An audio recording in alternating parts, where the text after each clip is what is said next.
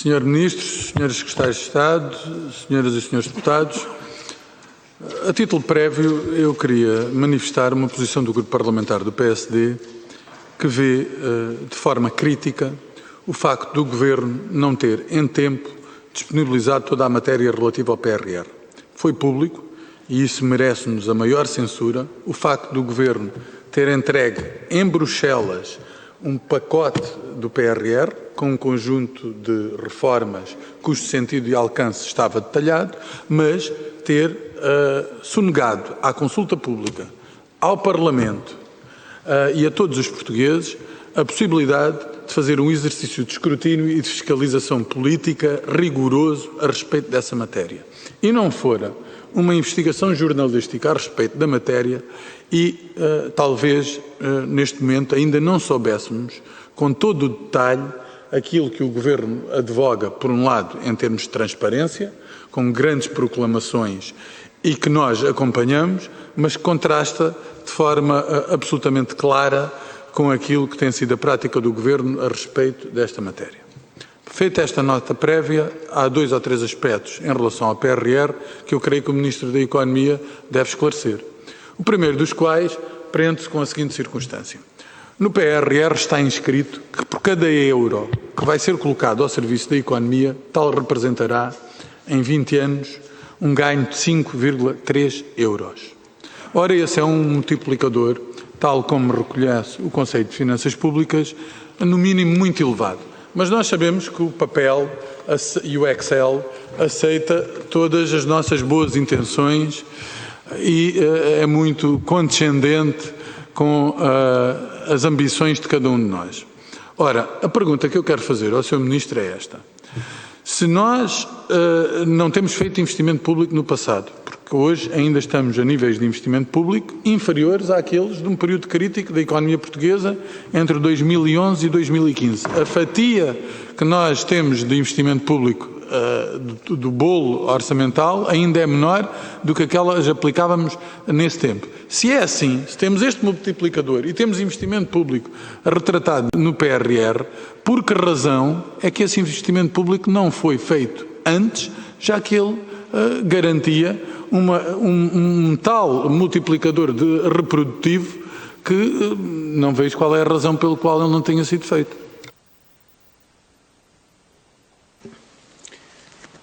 Muito obrigado, Sr. Deputado. Sr. Ministro, faz favor. Muito obrigado, Sr. Presidente, e muito obrigado, Sr. Deputado Cristóvão Norte. Só 2 ou 3 notas. Primeiro, o Governo fez um debate público no qual divulgou o conjunto das medidas, dos programas e das reformas que pretendia executar.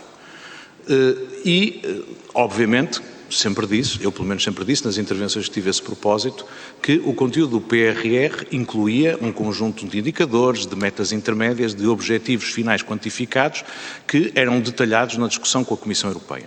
Devo só recordar ao Sr. Deputado que nenhum país divulgou os anexos técnicos das suas propostas de PRR. Nós já tivemos um conjunto vasto de países a fazerem a divulgação dos seus PRRs com um detalhe, às vezes, mais insuficiente do que aquele que o próprio Governo português apresentou quando fez o debate público acerca do seu esboço de plano. Portanto, acho que devemos desvalorizar isso, até porque, como o Sr. Deputado, que já teve a oportunidade, seguramente, de avaliar o conteúdo total, não há nada naqueles documentos que foram entregues em Bruxelas, que o surpreenda relativamente àquilo que estávamos a discutir ou que contenha matéria que não foi publicamente objeto dessa discussão, embora entrando num grau de detalhe que não é compatível com uma discussão pública. Relativamente ao efeito multiplicador dos investimentos previstos no PRR, o efeito multiplicador é distinto consoante a natureza dos investimentos. Queria, aliás, dizer que a metodologia utilizada para calcular esse efeito multiplicador não foi inventada a propósito do PRR, nem vale para efeitos de um Excel criado a propósito, por simplesmente disto. São metodologias que são utilizadas, acordadas com a União Europeia, para avaliar o impacto dos investimentos em Portugal ao longo dos anos, naquilo que é, por exemplo, os programas de estabilidade. Portanto, aí não há novidade. E o efeito multiplicador é distinto. Vou-lhe só dar um exemplo. Nas áreas onde vemos avaliado maior efeito multiplicador, está, obviamente, numa parte no investimento em inovação empresarial, mas a outra parte, por exemplo, é o investimento em saúde. O investimento em saúde tem um efeito multiplicador absolutamente extraordinário.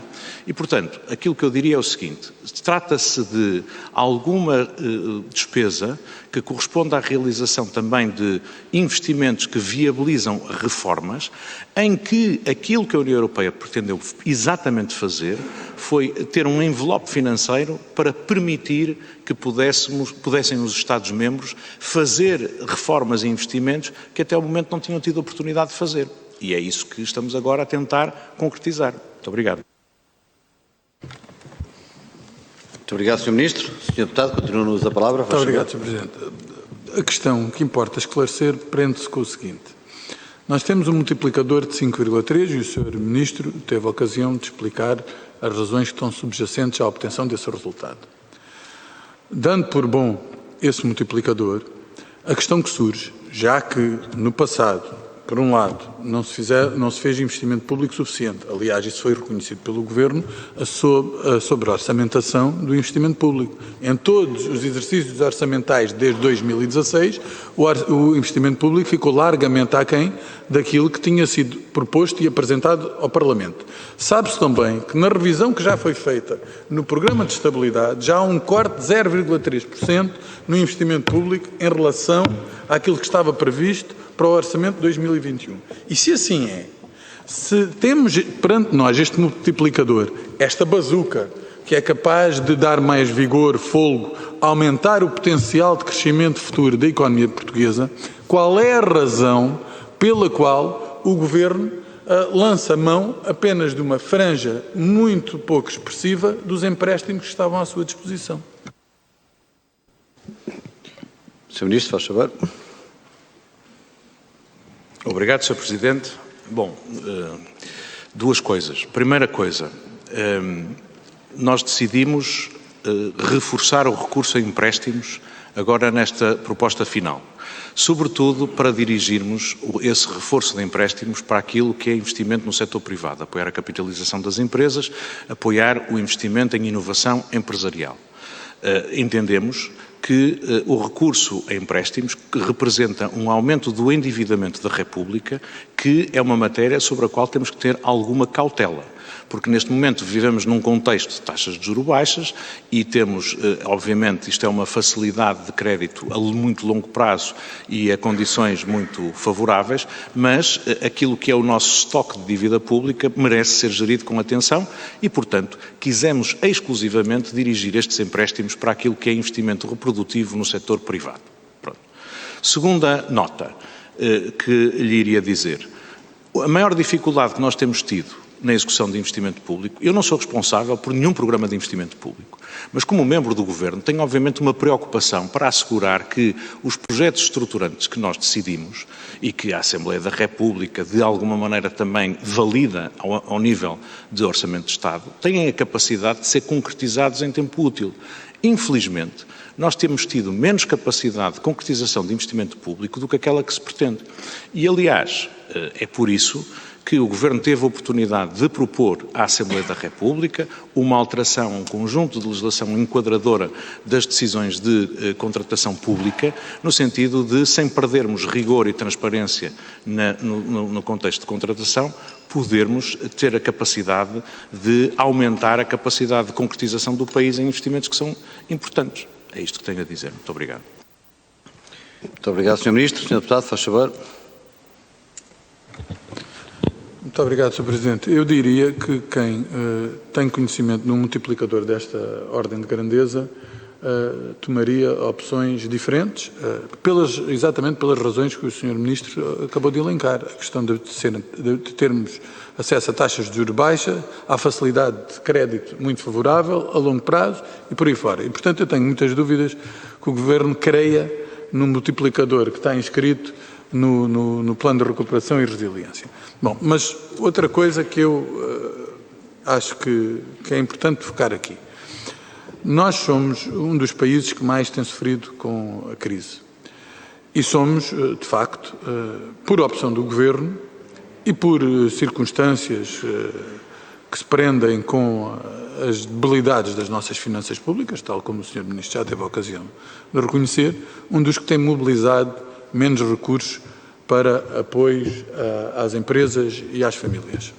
Ora, as empresas portuguesas têm resistido, como disse o Sr. Ministro e bem, da melhor forma possível. Ganharam agora a cota de exportação, isso é muito relevante para o futuro da economia portuguesa. Mas ainda assim há um aspecto que é crucial. As empresas portuguesas são cronicamente mais descapitalizadas. Têm menor acesso ao crédito, têm menor dimensão e, por via disso, num quadro de uma economia aberta, global, têm sempre maiores dificuldades de afirmação.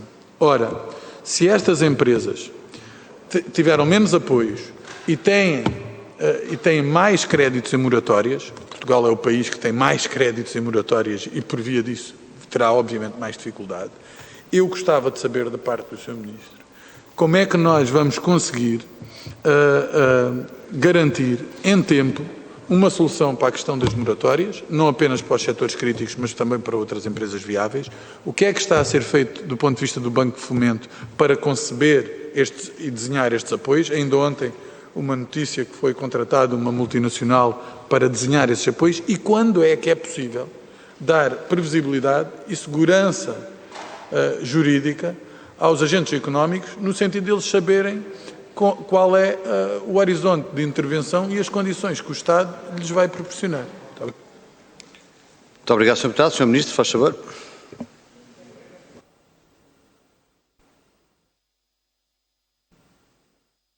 Muito obrigado, Sr. Presidente, e muito obrigado, Sr. Deputado. Não falo de debilidade das finanças públicas, falo de gerir com responsabilidade as nossas finanças públicas. Em segundo lugar, como lhe disse, nesta altura em que tivemos um novo confinamento, nós fizemos um esforço provavelmente maior do que em qualquer outro período do ano passado, no sentido de aumentarmos os apoios a fundo perdido às empresas. 1.786 milhões de euros em apenas 4 meses. Finalmente, queria também referir que eu estou de acordo consigo.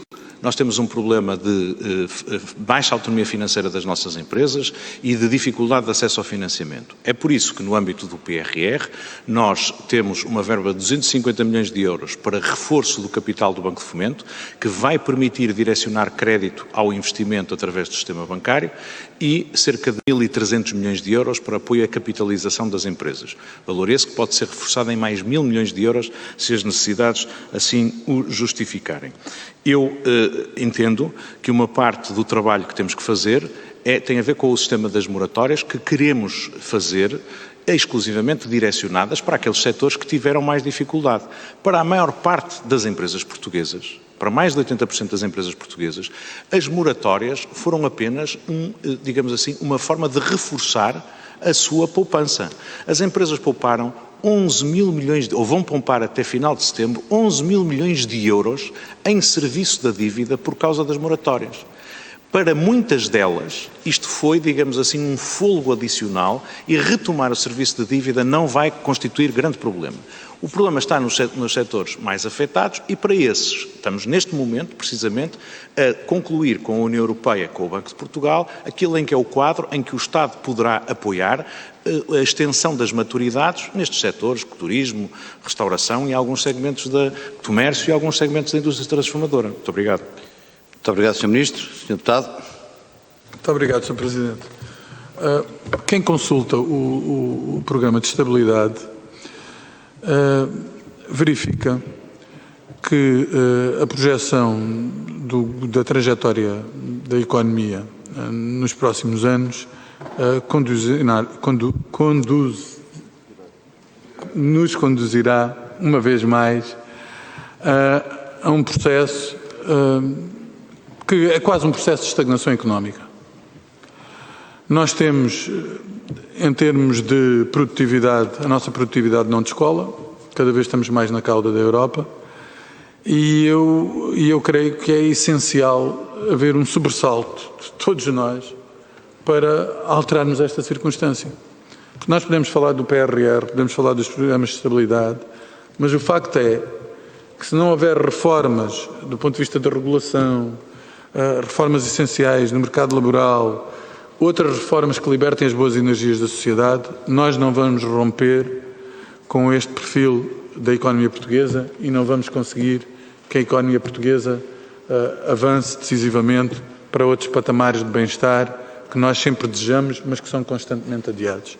E, portanto, eu gostava de saber como é que se sente um membro do Governo que submete à Assembleia da República um programa de estabilidade e que, no fim de contas, no fim do horizonte temporal de vigência desse programa de estabilidade, nós estamos exatamente no mesmo sítio em que nos encontrávamos antes desse período e antes dessas iniciativas que o Governo pretende implementar. Muito obrigado. Muito obrigado, Sr. Deputado. Sr. Ministro, faz favor. Obrigado, Sr. Presidente. O Programa de Estabilidade apresenta projeções baseadas nas chamadas políticas invariantes. Há 3 ou 4 coisas que são muito importantes no sentido de aumentarmos a produtividade. Vou-lhe dar alguns exemplos. Primeiro, as reformas com que nos comprometemos no âmbito do Programa de Recuperação e Resiliência, designadamente no sistema de justiça económica, da justiça administrativa e fiscal, no regime das insolvências e de reestruturação de empresas. A segunda nota é a transição digital. Estou verdadeiramente convencido que se conseguimos aumentar as competências dos portugueses em matéria digital e ajudar à transformação das nossas empresas, vamos desencadear um crescimento muito significativo da produtividade. E depois tem a ver com a concessão de alguns programas particulares. Vou-lhe dar um exemplo. No setor do turismo, nós tínhamos definido que em 2027, era a nossa estratégia há 10 anos, lançada em 2017, teríamos cerca de 26 mil milhões de euros de receitas externas no setor do turismo. Com a quebra que tivemos durante esta pandemia, esperamos estar ao nível de 2019 apenas em 2023. E não conseguiríamos em 2027 estar ao nível que prevíamos. É por isso que pretendemos agora direcionar um conjunto de apoios e pacotes de estímulos ao setor turístico para ver se asseguramos o objetivo de em 2027 estar ao mesmo nível ou até acima daquilo que estimávamos em 2017. E, portanto, são estes tipos de medidas que acho que são importantes para o nosso futuro. Muito obrigado, Sr. Ministro. Sr. Deputado. Sr. Ministro, tenho que insistir uma vez mais em relação a algo que o Sr. Ministro nunca deu resposta. O Sr. Ministro anunciou aqui, no dia 7 de julho, um programa de emergência específico para o Algarve. Passaram 9 meses desde o dia em que, nesta mesma sala, o Sr. Ministro se comprometeu comigo e com os demais deputados a respeito disso. Dizia o Sr. Ministro à época que isso era essencial para salvar empresas e para manter o emprego na região. A debacle na região sucedeu. O nível de desemprego explodiu. Há 30 mil pessoas na região que neste momento recorrem a associações como o Banco Alimentar contra a Fome porque não encontram resposta. A pergunta que lhe faço é quanto mais tempo temos que esperar para que se encontre uma solução para um problema que foi diagnosticado, mas que até agora não teve terapêutica da parte do Governo, sem nenhuma razão, quando se sabe que esta é uma das regiões mais afetadas da Europa pela crise. Muito obrigado, Sr. Deputado. Sr. Ministro, faz favor.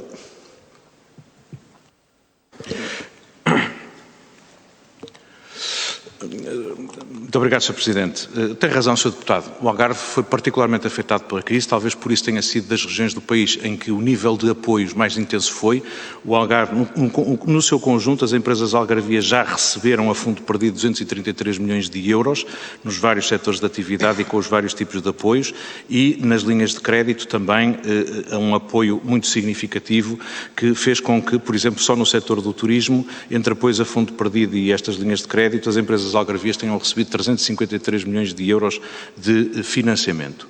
Eu continuo a achar que nós precisamos de atenção especial ao Algarve, pela concentração setorial da atividade no setor do turismo.